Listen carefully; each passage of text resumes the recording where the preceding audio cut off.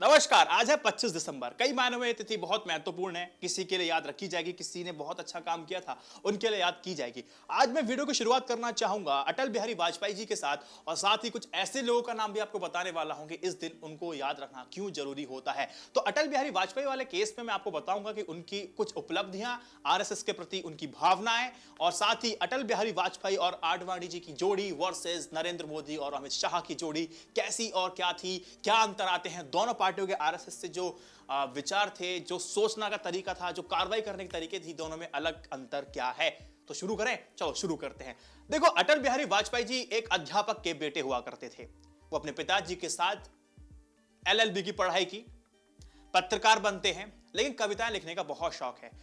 कहीं मैंने पढ़ा था कि अटल बिहारी वाजपेयी स्कूल में एक बार भाषण देते देते बीच में अटक जाते हैं, वह अपना भाषण भूल जाते हैं। और आज वो परिस्थिति है, और ऐसी परिस्थिति बनी थी कि आज हम उनके भाषणों को लूप पे सुनते हैं और हम थक जाते हैं। जब उन्होंने राजनीति में आने का विचार बनाया, क्योंकि राजनीति में वो पढ़ाई के वक्त से ही थोड़ा सा इंक्लाइन हो चुके थे और वो आरएसएस से उस वक्त जुड़े हुए थे। तो राजनीति में आने के बाद अटल बिहारी वाजपेयी जी की जो शैली थी भाषण देने की, बहुत जबरदस्त थी, लोगों को मोह लेते थे। तो उनके भाषणों को उनके विरोधी भी सुनते थे, विरोधी भी थकते नहीं थे सुनते सुनते। तो ऐसी कुछ कला थी हमारे प्रधानमंत्री, भूतपूर्व प्रधानमंत्री अटल बिहारी वाजपेयी में। अटल बिहारी वाजपेयी 3 बार प्रधानमंत्री बनते हैं। एक बार 13 दिन की सरकार बनाते हैं, एक बार 13 महीने की सरकार बनाते हैं, और एक बार वो पूरा टेन्योर कंप्लीट करते हैं। 1999 की बात मैं आपको बताता हूं, जब पहली बार प्रधानमंत्री बने थे, तो आते ही 3 महीने के अंदर कुछ ऐसा धमाका किया कि अमेरिका के भी जो कान थे वो खड़े के खड़े रह गए। उनकी जो खुफिया एजेंसी थी ना, वो भी चकरा गई। भारत ने उस वक्त, अटल बिहारी वाजपेयी ने इंडिया को न्यूक्लियर स्टेट बनाया था, एक सफल परीक्षण किया था, न्यूक्लियर स्टेट बनाया, और अमेरिका की खुफिया एजेंसी को पता भी नहीं लगने दिया। तो इस बात को आप समझिएगा। और साथ ही मैं आपको बता दूं, अटल बिहारी वाजपेयी जी को सेंस ऑफ ह्यूमर के लिए बहुत जाना जाता था। एक बार मैं आपको बता दूं कि उन्होंने शादी नहीं की थी, तो एक पत्रकार ने उनसे पूछा कि आप अब विवाहित हैं, आप शादी कब करने जा रहे हैं। तो तुरंत जवाब अटल बिहारी वाजपेयी जी का आता है कि वो अब विवाहित जरूर हैं, लेकिन कुंवारे नहीं हैं। एक बार अटल बिहारी वाजपेयी जी ने कहा था कि पाकिस्तान के कैंपों में आतंकवादी मिलते हैं, तो पाकिस्तान ने कहा था कि ताली जो है वो एक हाथ से तो बचती नहीं। तो अटल बिहारी वाजपेयी जी कहते, चुटकी तो बच सकती है। तो यहाँ बहुत सारी ऐसी बातें हैं जो उनको याद करने पे मजबूर भी करती है, कुछ ऐसे फैसले हैं जो हमें याद करने पे उनको मजबूर कर देते हैं। अब मैं आपको एक बात बताना चाहता हूं कि पहले बात कर लेते हैं कि अटल बिहारी वाजपेयी आडवाणी जी की जो जोड़ी थी, 1980s में इन्होंने बीजेपी को खड़ा किया था। इनकी जो लाइन थी वो थी हिंदू वोटर को साथ लेकर के चलना, और हिंदू वोटर को ही एक्सपेंड करना। ये पार्टी लाइन के साथ चलते हैं। अब एक्सपेंड कैसे होगा, तो मूवमेंट शुरू कराया। कौन सा? ये राम मंदिर मूवमेंट शुरू हुआ। उसके बाद आपने देखा 2 सीटों सीधे सत्ता के अंदर वो आ जाते हैं। 1999 में अपनी पूरी सरकार बना के खड़ी कर देते हैं। तो एक बहुत बड़ी उपलब्धि थी। लेकिन 2014 में जैसे ही नरेंद्र मोदी और अमित शाह की जोड़ी आती है, तो राम मंदिर आंदोलन से भी बहुत बड़ा, मैं यूं कहूं तो अगर स्केल पे देखेंगे, तो जो जीत मिली थी वो आप उससे कंपेयर कर सकते हैं, बेमानी नहीं होने वाली स्केल पे अगर आप देखेंगे तो। अमित शाह की जोड़ी और अमित शाह और नरेंद्र मोदी जी की जोड़ी, आडवाणी जी की जोड़ी और अटल बिहारी वाजपेयी जी की जोड़ी में देखें तो बहुत ज्यादा अंतर है। देखो, पहली बात मैं करूं, अलायंस को लेकर के सत्ता दोनों को ही चाहिए थी, अटल बिहारी वाजपेयी जी को, नरेंद्र मोदी जी को। अब सत्ता बाय हुक बाय क्रुक कैसे भी चाहिए, हमें सत्ता चाहिए, चाहे हमारे आइडियोलॉजिकल डिफरेंसेस क्यों ना सही। पीडीपी कश्मीर में सत्ता बना ली, फिर छूट जाती है मोदी जी के साथ। ये हाल चाल है इनकी सरकार के साथ। और जहां सत्ता इनकी नहीं बनती है, जैसे गोवा हो जाता है, जैसे मध्य प्रदेश हो जाता है, तो वहां पलट देते हैं। तो ये इनकी एथिक्स है इन लोगों के। और वहीं अटल बिहारी वाजपेयी के साथ क्या होता था इनकी सरकार के साथ, कि ये लोग अलायंस तो करते थे, उन पार्टी से करते थे, कुछ पॉइंट्स पर आकर के ये लोग थोड़ा सा कॉम्प्रोमाइज भी कर लेते थे। किसी के जनादेश का अपमान करे ऐसा नहीं किया करते थे। एक डिफरेंस ये है। और एक बात मुझे आपको कई बार सुनने को मिलती है कि 2014 में, कि जब नरेंद्र मोदी सरकार बन के आई थी, कि इनके पार्टी के अंदर जो डेमोक्रेसी है ना, वो डेमोक्रेटिक जो एक्सटेंशन होना चाहिए था, वो खत्म हो जाता है। 2-3 लोगों की पार्टी है, 2.5 लोगों की पार्टी है, अब सिर्फ 2 लोगों की पार्टी रह जाती है अरुण जेटली के जाने के बाद। तो यहां पर ये अलायंस लगते हैं, ऐसे एलिगेशंस लगते हैं कि ये सिर्फ दो लोगों की पार्टी है, अंदर कोई कुछ कह नहीं सकता, गलत निर्णय पे भी किसी मिनिस्टर की हिम्मत नहीं है कि ये कुछ कह दे। और वहीं अटल बिहारी वाजपेयी जी की सरकार के अंदर एक डेमोक्रेसी थी, लोगों को बोलने की आज़ादी थी, कोई गलत सुझाव दिया किसी ने और उस पर कार्य सरकार कर रही है, कहीं गलती है किसी में तो वो बता सकता है कि हाँ ये गलती है, इस सुझाव को माना जाना चाहिए, इस प्रपोजल को नहीं लेना चाहिए, उस बातों को सुना जाता था। लेकिन अब ये जो मोदी सरकार है ये सुझावों को लेती भी नहीं, और जो देती है अब उसको ऐसा कुछ दे देती है कि वो आगे सुझाव देने लायक नहीं रहता है। तो ये तो बातें हमने अपने एडिटोरियल में पढ़ी हैं, लिखी हैं, समझी हैं, देखी हैं।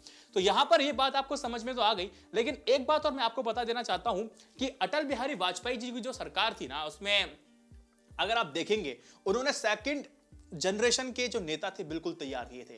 राजनाथ सिंह समझ लीजिए, मनोहर पारिकर समझ लीजिए, सुषमा स्वराज समझ लीजिए, तो इन किसी को कैबिनेट मिनिस्टर बनवाया, किसी को सीएम बने, तो एक नेता तैयार किया गया। लेकिन यही अमित शाह की जो जोड़ी है, तो यहां पर होता क्या है कि ये नेता नहीं है, तो सिर्फ वो लोग रखते हैं जो इनकी सुनते हैं। सीएम भी ये लोग डिसाइड करते हैं कि सीएम कौन होने वाला है और कौन नहीं होने वाला है। कैबिनेट में कौन व्यक्ति होगा जो ज्यादा सुनने की क्षमता रखेगा, जो अपना दिमाग नहीं चलाएगा बहुत ज्यादा, उनको हम कैबिनेट मिनिस्टर बनाएंगे। बिना डिग्री के भी एचआरडी मिनिस्टर बना दिए जाते हैं, बना दिया गया था। तो यहां थोड़ा सा ये आपने सुना, समझा, लिखा होगा, बहुत कॉमन सी चीज जो मैं आपको बता रहा हूं, कॉमन सी है आपके लिए, तो अच्छी बात है, नहीं है तो आपके लिए समझ में आ गया होगा ये स्थिति चल रही है।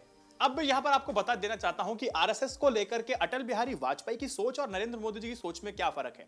मैं आपको एक वाक्य दिलाना चाहता हूं याद, कि जब आरएसएस पे 2 बार बैन लग चुका था तो उसके बाद सोचा कि हमें एक पॉलिटिकल पार्टी को खड़ा करना होगा। अपनी खुद की राजनीतिक पार्टी आरएसएस बना नहीं सकती थी क्योंकि उस तरह के सैंक्शंस इन पे लगे हुए थे।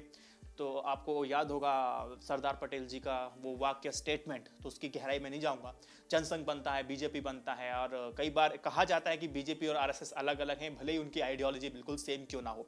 एक मैं एग्जांपल मैं आपको देता हूं कि एक बार होता क्या है कि 2004 यानी 1999 और 2004 के बीच में जब अटल बिहारी वाजपेयी जी की सरकार चल रही थी, तो एक बार आरएसएस ने कई बार दखल देने की कोशिश की, गवर्नेंस के अंदर दखल देने की कोशिश की और कहा कि ये आप इकोनॉमिक पॉलिसीज जो आप बना रहे हैं, इससे आरएसएस अपनी इस पे समर्थन नहीं करता है, आप इस पॉलिसीज को ना रखिए, देश के हित में होने वाला है। आप सबको पता है 1999 में और 2004 के बीच में 1990 में चले जाइए, 1990 और 2004 के बीच में जो अलायंसेस हुए हैं एनडीए के साथ, वो कुछ ऐसे भी अलायंसेस हुए हैं, उसमें कुछ ऐसे भी लोग आए हुए हैं जिनकी विचारधारा बिल्कुल ही अलग थी। तो सबका सम्मान करना चाहिए था, सबका सम्मान हो रहा था, सबकी बातों को सुना जा रहा था, जो मैंने आपको पहले बताया था।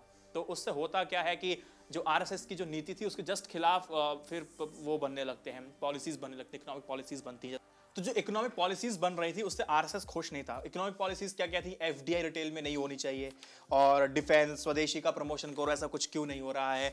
तो आरएसएस के दबाव में आप सभी को पता है जो फाइनेंस मिनिस्टर थे जसवंत सिन्हा, उनको इस्तीफा देना पड़ा था आरएसएस की वजह से। लेकिन ये बात अटल बिहारी वाजपेयी जी को पसंद नहीं है और उन्होंने कहा कि आरएसएस का दखल हम सत्ता में नहीं चाहते हैं और नहीं होना चाहिए, ये देश के हित में होने वाला है।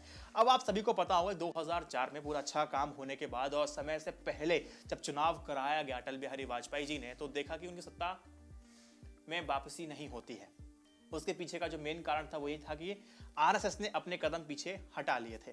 आरएसएस ने कहा था कि हम आपका साथ नहीं देंगे, कहा था कि हम आपका साथ देंगे, लेकिन जो साथ दिया था वो दिखावे वाला साथ था और पीछे से वो सपोर्ट और किसी को जा रहा था। सत्ता में कांग्रेस आती है, 2 साल रहती है, फिर मोदी जी आते हैं, 2 साल तक रहते हैं। अब देखो नरेंद्र मोदी जी की बात पे आते हैं। आरएसएस की जो शाखाएं हैं वो तो बढ़ रही हैं, लेकिन आरएसएस की जो पूछ है वो बहुत बढ़ती जा रही है, स्वीकार्यता बहुत बढ़ती जा रही है। स्टेज को शेयर किया जा रहा है, खुलेआम चल रहा है, चाहे प्रणब मुखर्जी का कार्यक्रम हो, राम मंदिर कार्यक्रम हो, ऐसे बहुत से कार्यक्रम हुए हैं जहां पर टीवी पे उनको घंटों घंटों लाइव दिखाया जा रहा है। अब जब नरेंद्र मोदी सरकार रिटेल में एफडीआई लेके आती है तो आरएसएस भी अपना विरोध दर्ज नहीं करा रही है। इस बात को ध्यान रखिएगा, 2004 में विरोध किया लेकिन 2000 इसमें नहीं किया, 14 में नहीं किया। तो आरएसएस के मायने भी कुछ तौर पे बदले जा रहे हैं। अब बदल क्यों रहे हैं? क्या आरएसएस का कद नरेंद्र मोदी जी की छवि से बड़ा नहीं रहा, या नरेंद्र मोदी जी छवि इतनी बड़ी हो गई है कि आरएसएस उसकी परछाई में कहीं गुम हो जाता है? ये कुछ विश्लेषण करने वाली बातें हैं। अगर मेरे पीछे आप देखें, शायद तमाम किताबें रखी हैं, मैं पढ़ रहा हूं, और पॉडकास्ट में कभी एक समझाऊंगा इस पूरी स्थिति को कि राजनीति चलती किस तरह से, वो कभी पॉडकास्ट में आपको समझाऊंगा। न्यू ईयर के आसपास मैं शुरू कर दूंगा। अगर आप लोग मुझे आदेश दें या अपनी इच्छा व्यक्त करें कि आपको पॉडकास्ट इस विषय पे बनाना चाहिए, मैं उस विषय पे भी पॉडकास्ट बनाने को तैयार हूं। आप लोगों की इच्छा मेरे लिए आदेश होगी और बिना आपके इच्छा के, बिना आपके आदेश के मेरी भी इच्छा पॉडकास्ट को जल्दी रिलीज करने की भी नहीं होगी। तो कमेंट सेक्शन में जितना आप जल्दी लिखेंगे उतना मेरे लिए बेहतर, आपके लिए फायदेमंद होने वाला है। तो आरएसएस के मायने भी बदले हैं और बीजेपी को आपने देखा कि मोदी सरकार आने के बाद भी बीजेपी की जो प्रेजेंस है और आरएसएस की जो प्रेजेंस है वो बढ़ती जा रही है। तो ये सत्ता के लिए ठीक था नहीं और देश के लिए भी ठीक नहीं है। जिसको चुना है सिर्फ वही सोच समझ के चुना गया है, क्योंकि ऐसी दखल अंदाजी सत्ता के अंदर बिल्कुल स्वीकार्य नहीं होनी चाहिए। तो मेन जो डिफरेंस है वो यही डिफरेंस है, ये बात आपको समझ में आगे होगी। तो अटल बिहारी वाजपेयी जी की तो बात तो मैंने कर ली, बहुत सारे कीर्तिमान थे, जैसे कि न्यूक्लियर स्टेट तो बनाया और साथ में सरकार कुछ ऐसे फैसले थे कि 17 रुपये मिनट कॉलिंग वाले मोबाइल पर बात फ्री कॉलिंग तक पहुंचा दी। कुछ ऐसे डिसीजन उनके रहे थे। 15 सितंबर 2000 को BSNL का गठन किया था और जब आज स्थिति ये है कि वोडाफोन और आइडिया और जियो आनंद ले रहे हैं और बीजेपी और ये जो BSNL है वो अपने बस वेंटिलेटर पे पड़ा हुआ है। अभी भी खबर आई है कि फायदा जियो और वोडाफोन को होने जा रहा है और BSNL को घाटा होने वाला है, जा रहा है, ये सब देख सकते हैं। टेलीकॉम सेक्टर में होने वाले विवादों को सुलझाने के लिए 29 मई 2000 को telecom dispute settlement appeal tribunal का भी गठन किया गया था। तो ये कुछ ऐसी बातें थी जो अटल बिहारी वाजपेयी जी के लिए सम्मान बढ़ाती हैं और हेड्स ऑफ कहने का हमारा मन भी करता है। और ये विपक्ष के नेता भी कहते हैं कि ऐसा नेता जिंदगी में उन्होंने कभी नहीं देखा, और विपक्ष भी कहता है कि नेता हो तो अटल बिहारी वाजपेयी जैसा हो। तो दुनिया में बहुत ऐसी महत्वपूर्ण घटनाएं हुई हैं आज के दिन जो याद रखा जाना चाहिए, जैसे कि 2015 में एक्ट्रेस साधना का निधन हुआ था। 2012 में दक्षिणी कजाकिस्तान के शिमकेंट में AN-72 प्लेन क्रैश हुआ था, इसमें 27 लोगों की मौत हुई थी। 1994 में देखेंगे पूर्व राष्ट्रपति ज्ञानी जैल सिंह का निधन हुआ था। 1991 में राष्ट्रपति मिखाइल एस गोरबाचेव ने इस्तीफा दिया था। 1977 में हॉलीवुड के मशहूर कॉमेडियन चार्ली चैपलिन का निधन हुआ था। 1959 में केंद्रीय मंत्री रामदास अठावले का जन्म हुआ था।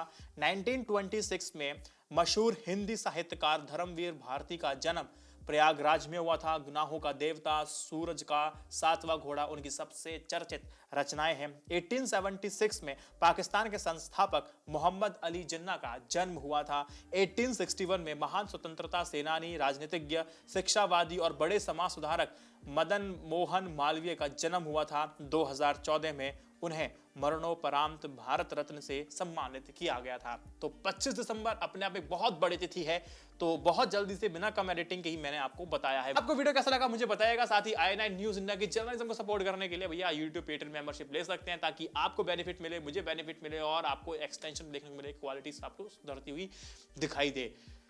फिलहाल जो भी सुझाव मुझे बताइएगा, पॉडकास्ट आपको कितनी जल्दी चाहिए, किस विषय पे चाहिए मुझे भी बताइएगा। जय Hind, Vande Mataram, stay updated, stay educated, सत्यमेव जयते, नमस्कार।